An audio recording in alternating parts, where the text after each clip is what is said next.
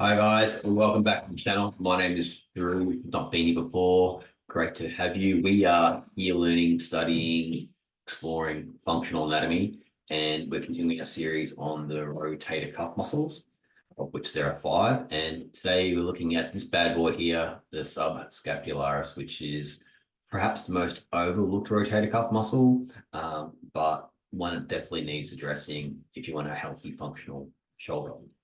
So if you haven't been here before, what we do is we basically look at the origin and insertion of the muscle, so where it sits on the bones, on the skeletal system.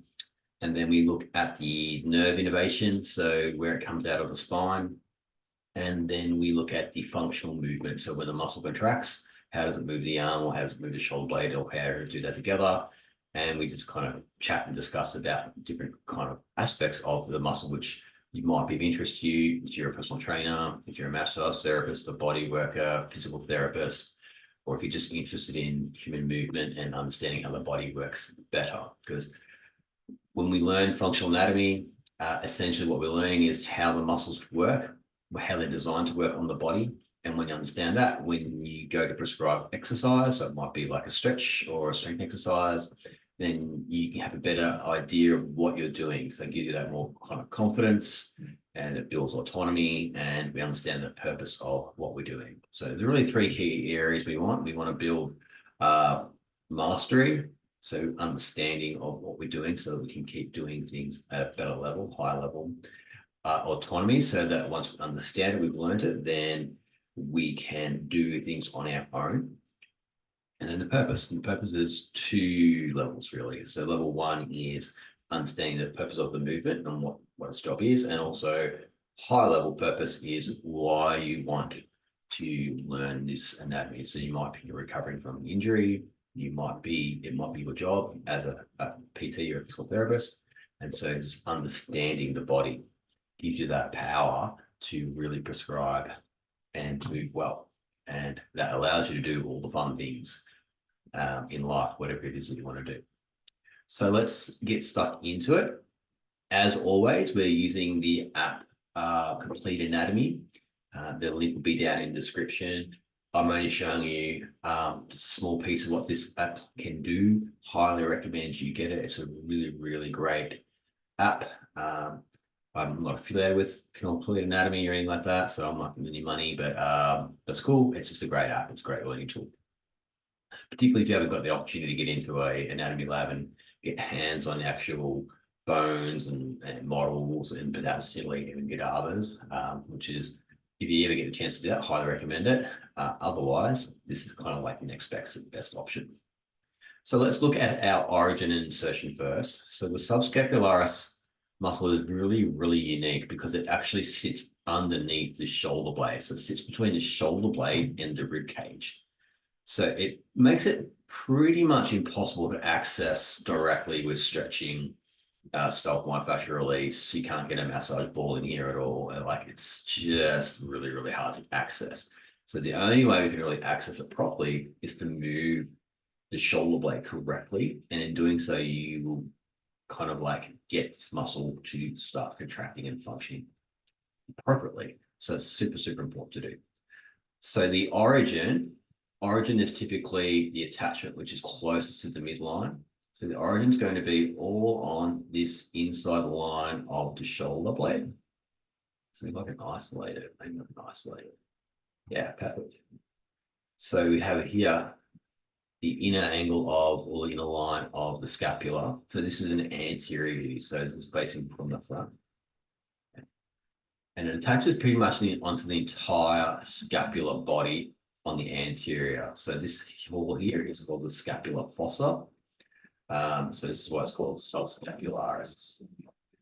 And then it goes on to the humerus here on this aspect of the humerus here, the greater tubercle. And it's got quite a big, thick tendon, as you can see. And it sits on the front here. So that's really, really important to understand. It's a huge muscle. Basically, it's the size of your shoulder blade. So if I go back to our full view, it's the size of the shoulder blade, and it sits kind of even following the line of the spine scap on the back.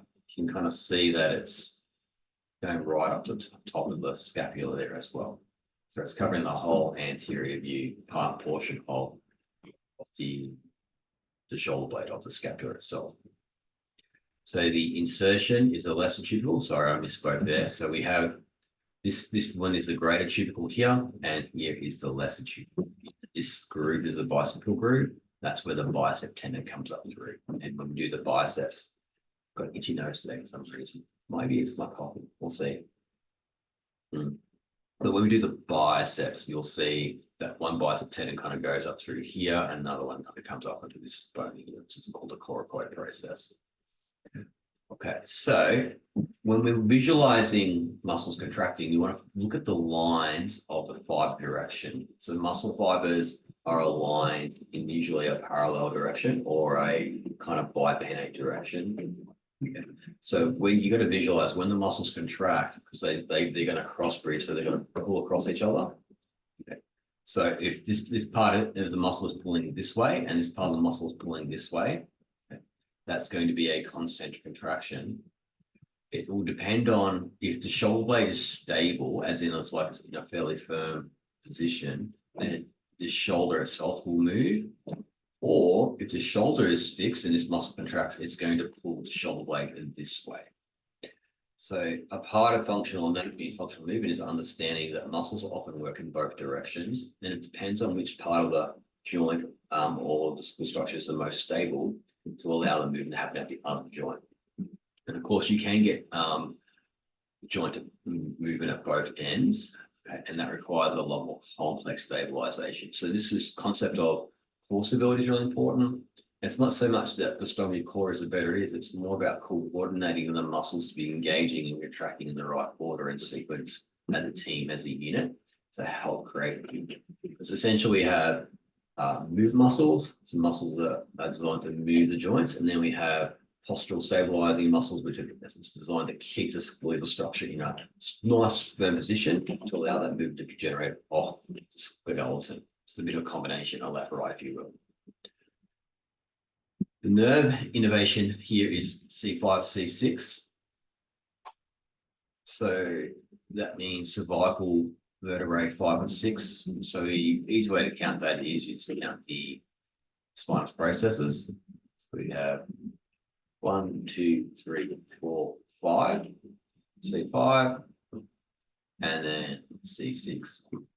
So the nerve root is going to exit out of here, and it's going to thread down here through the brachial plexus, and it's going to come underneath the collarbone and in beside the ribs, and then innervate into the subscap here. This is important because if your traps are really tight, if your scalenes are really tight, these muscles up through the neck, right, they can compress and impinge the nerve root coming down, and it may interfere with the signaling coming into the subscapularis. So it may make it contract and be a bit tighter, so increase its tone, because it's getting this kind of signal coming down, which is inappropriate, or it might inhibit it and basically stop the muscles contracting properly.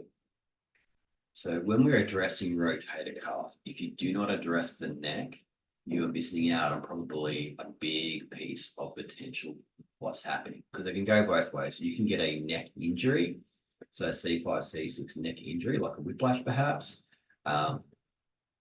You get a slight discompression on that nerve root, and then when the nerve root gets depressed, it's like sciatica, but in the C5, C6 nerve root, and then basically with the muscles, it's going to inhibit it, or it's going to make it increase its tone. So it's either go really, really tight, or it's going to basically go flaccid and kind of not very strongly contract.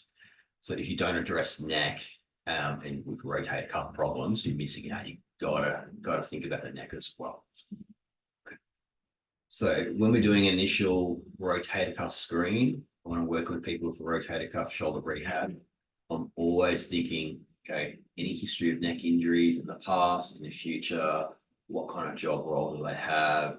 So typical things I've seen in the past is like tradies who do a lot of overhead work, like also working with a tradie who was doing a lot of roofing work, and is always looking up, holding things up, it's plaster, yeah, so holding things up and kind of looking up, and so that creates, neck extension, compresses down through here, and that led eventually to sort of shoulder impingement work. It took us a while to kind of work out that the initial injury was more from the neck versus from the shoulder, but it was the shoulder where the pain was manifesting. So you got to think about that kind of part there as well. Once you rule out the neck, and if you suspect a neck and you're not confident working with necks, then I highly recommend you refer out. So just refer to a good physical therapist, good remedial massage therapist. Chiropractors are great with necks, particularly the modern chiropractics. Modern osteos are fantastic with necks. The old school chiros with the clicking and clacking, bit controversial, but they're modernly trained. I work with chiros a lot. I think they're great. Highly recommend chiros. But yeah, really, really good with necks. Good with necks.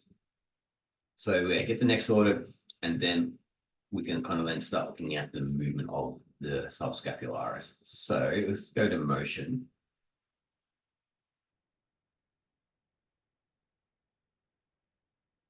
It's kind of a simple muscle in that it really only does medial rotation. So let's get rid of all these other big muscles.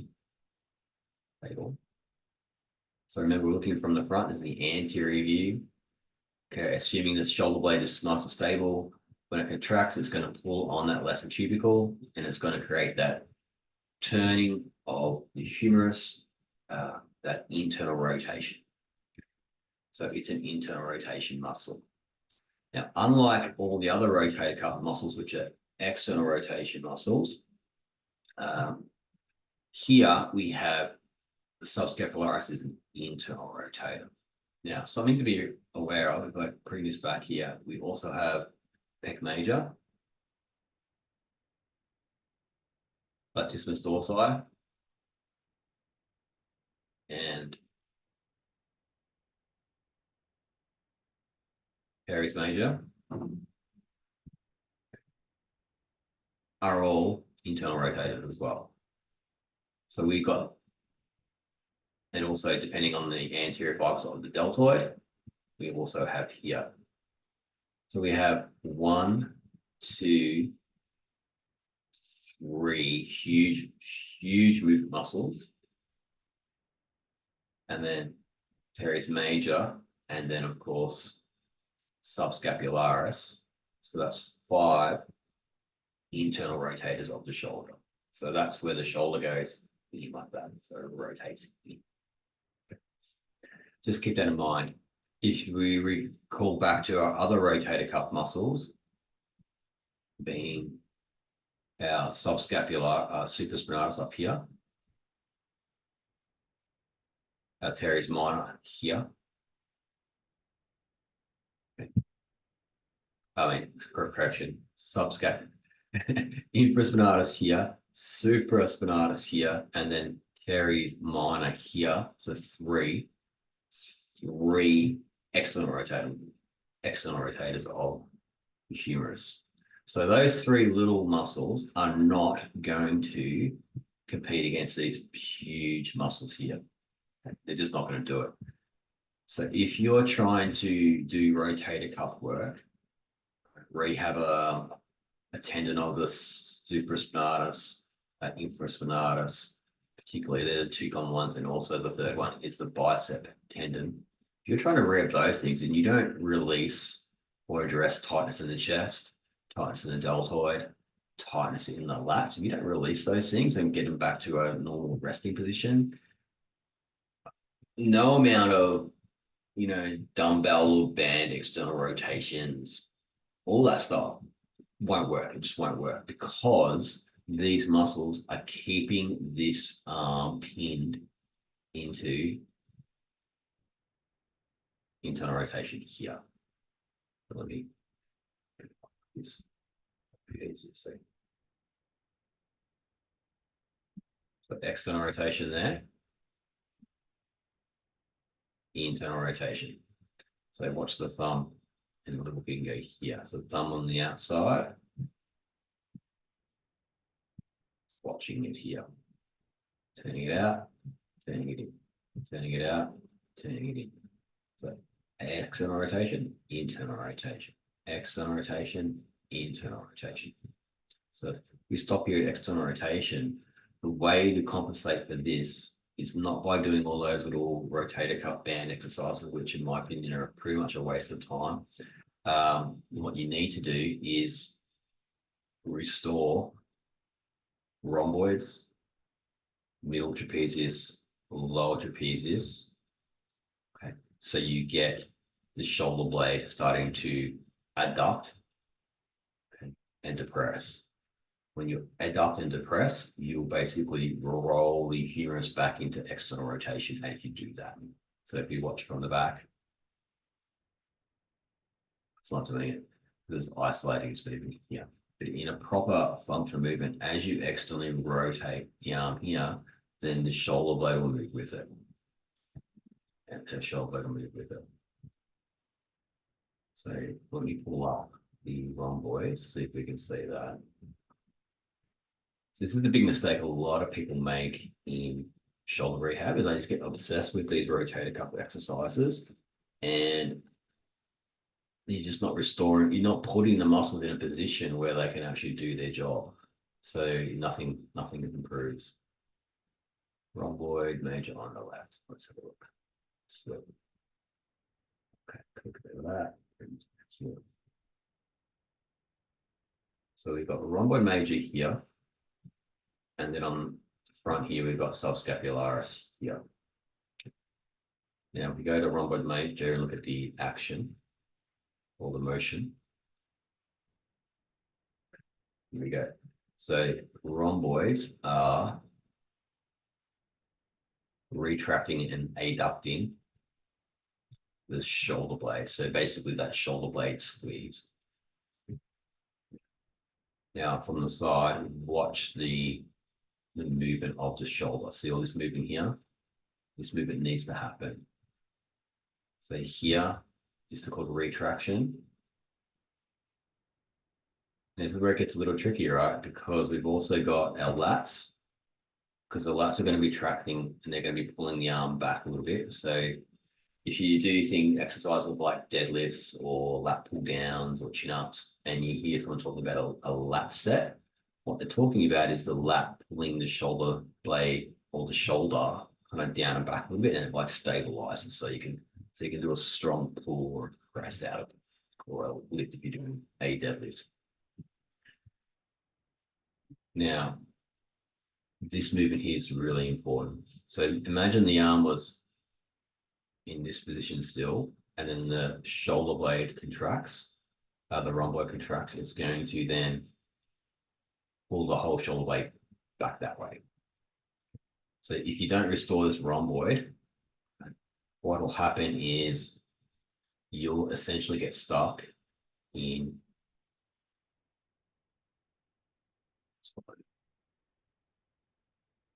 there, that position there. And then the subscapularis will tighten up in that position. So it gets to this short and adapted position, and it restricts the ability of the shoulder blade to pull back this way. So they kind of feed into each other. So shoulder rehab is actually quite complex. There's a lot of moving parts. If you kind of don't address in the right sequence, it can be very difficult to kind of achieve good results. So the first thing we need to do is restore position of these muscles here. So you want to release the tightness. And how do you do that? So the best way to do that is with some kind of neurological signal into the muscle to say, you can relax now. So we could do that with like trigger point therapy. We do that with acupuncture or dry needling. We can do that with reciprocal inhibition. So we try to then activate the opposite muscles. So we would then be doing, if this is an internal rotator, then we want to try to create external rotation. The problem is if this muscle is really strong and tight, and the pecs are on and the lats are on, the small rotator cuff muscles of the supraspinatus and infraspinatus just won't get the job done. They'll be inhibited and they'll be really hard to create that rotation in the shoulder. So we typically have to do a lot of almost manual therapy early on to kind of get into this section here, because you can access it along the lateral border of the scapula here. and very, very difficult to do to yourself. You kind of got to lift your arm up and kind of get your thumb underneath the shoulder blade. So you can kind of like push into the between the ribs and the shoulder blade, push into there, and you can protract, retract, okay, reach up, down, that kind of movement. The best way is to get someone else to kind of pin it under there. So they get their hands essentially along this line of the scapula, of the subscapularis, and then you protract and retract the shoulder blade, and that can help mobilize and release through here. If you can access some of the trigger points in this muscle, then you would release the chest, the deltoids, and the lats. So you got to do all that first. Okay.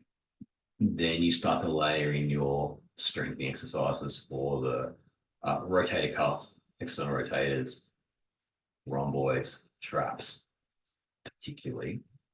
So if you're looking at like a basic program, you self-myofascial release or trigger point release, the subscap, pec major, pec minor, lats, and anterior deltoid. So you release those muscles first. So that could be with stretching.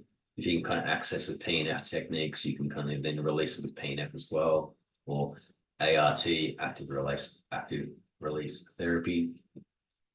And then once you've released the tissues, the muscles, then you have to try to engage the rotator cuff muscles. And they don't need to get strong right away. They just need neurological signaling to say, okay, we can start to contract. So we want to restore that balance between agonists and antagonists, so they are working reciprocally together. We don't want them fighting each other. Once you've restored that, then you can start working on restoring scapular function.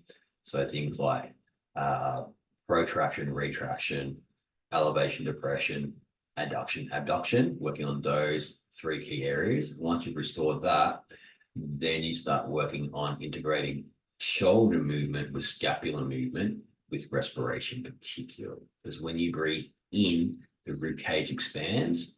Okay, so rib cage expands to get more air in, so it's like a balloon, and that changes the shape of the thorax. And also, if we do inhale, the spine has to go into extension a little bit to create more space.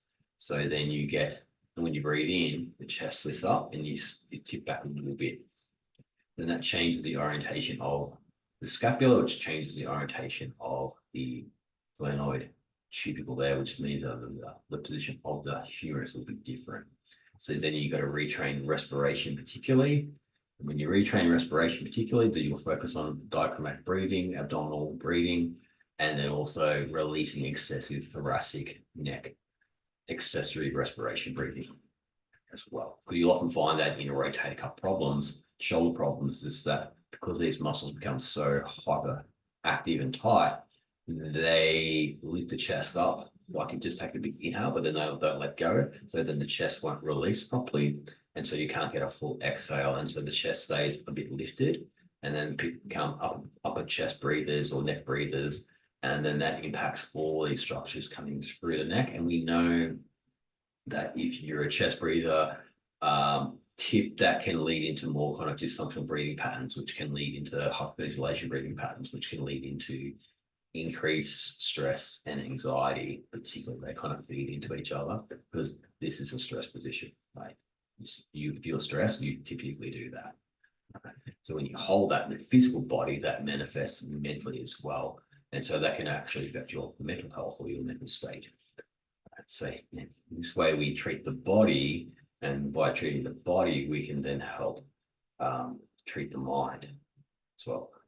It can go the other way. You can use the mind to treat the body, but you need to be really have a lot of introspection, some body awareness and body feeling, and then know techniques how to do that, which is probably another video we can look at doing.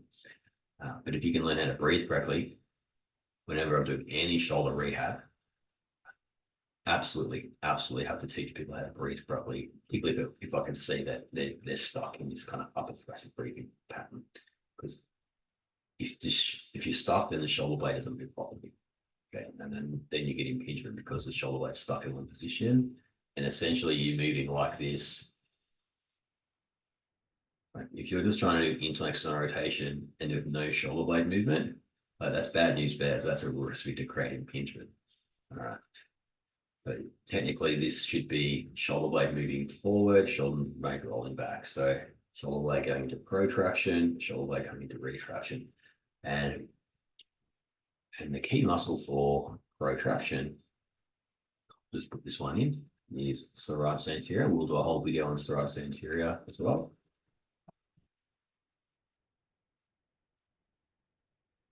Serratus anterior left.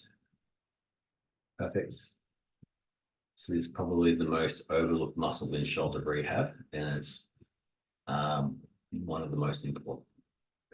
People again get caught up in these little muscles, the supraspinatus and the infraspinatus. But when you look at these huge muscles here, like this is the serratus muscle, and it's bigger than or the same size as your pecs. All right. But it's the one that basically moves your shoulder blade forward and back in protraction, retraction. So I'll just show that quickly. And again, we'll do a full video on this. So protraction. All right, it's a super cool muscle. So reaching forward. So that's your reaching forward muscle, sometimes called your punching muscle. Reach forward. Bam. And if you look there, yep. So if you get stuck in this position, so that tight subscapularis, essentially your shoulder blade gets pinned forward, and this is your pec minor here. Okay, they get super tight, and so then they pin the shoulder blade down, and again that creates all kinds of issues with your shoulder. So one way to restore function is to kind of get this kind of shoulder blade moving forward or back, protraction, retraction, in a lot of kind of like scapular drills to free this area up. Because again, it's kind of underneath your shoulder blades, underneath the lats. These are really hard muscles to access. But if you do the right movement, when movement therapy is really important, you can restore that function. And as part of your whole rehab of your shoulder or your rotator cuff, you'll restore function. And in my experience, once you restore serratus anterior, rhomboids, traps, release of the tight pecs, lats, upper traps. Okay, the small rotator cuff muscles, unless they've actually got like structural damage to them, they just basically restore themselves. They come back online, and you're good to go. Okay, so that is the subscapularis. Subscapularis here, sitting on top of our serratus anterior between the shoulder blade and the ribs.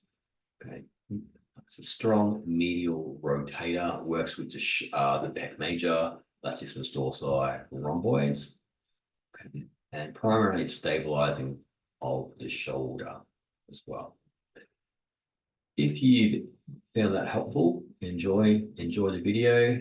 All I ask you to do is just give it a thumbs up, a like, maybe share, and as always, if you've got any questions, please leave a comment down below. Try to get one of these videos up once a week, and we're moving our way through upper limb. So next one we'll be looking at will be the teres minor, teres major, and then probably the serratus anterior. So stay tuned for those. So wherever you are, hope you're having an awesome day and keep moving well.